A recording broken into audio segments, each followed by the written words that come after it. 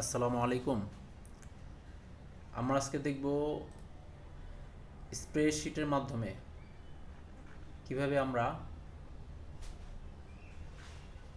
আমাদের এক্সেল ফাইলে data upload করি। স্প্রেডশিট অথবা এক্সেল, এখানে আপনাকে প্রথমেই আমাদের টেবিল ওয়াইজ হেডলাইনগুলো দিতে হবে এবং প্রোডাক্টের যে টেবিলের যে নামটা এখানে মিলিয়ে দিতে হবে। আমরা ক্লায়েন্টের ডকুমেন্টে গিয়ে অথবা আমাদের প্রোডাক্টস নামক একটি টেবিল, যেই টেবিলটি আমরা এখান থেকে আমরা রিনেম করব,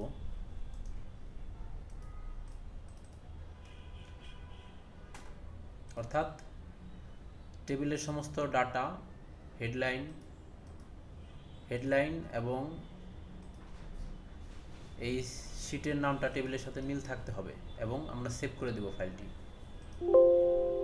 আমরা ইয়েস দিয়ে দিব, যেহেতু আমরা ডক্স নামক একটি ফোল্ডারে আমরা আবার দেখাবো আমরা সেভ এস করেছি ডক্স নামক একটি ফোল্ডার তৈরি করেছি এবং আমরা ক্লায়েন্টের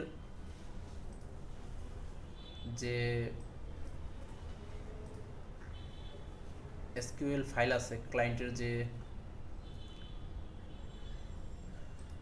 ডাটাবেজ আছে, সেখানে আমরা ইম্পোর্ট করে দেব ডক্স নামক সেই ফোল্ডারটি।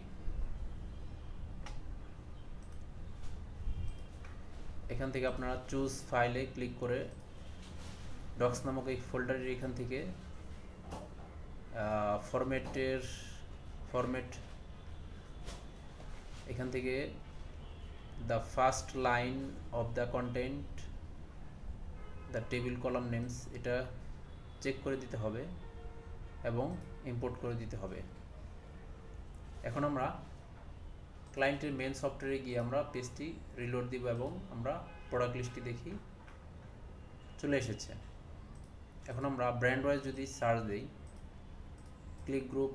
ক্লিক ক্যাটাগরিতে সবগুলো প্রোডাক্ট এবং এখানে আরএফএল নামক একটি ব্র্যান্ড আছে।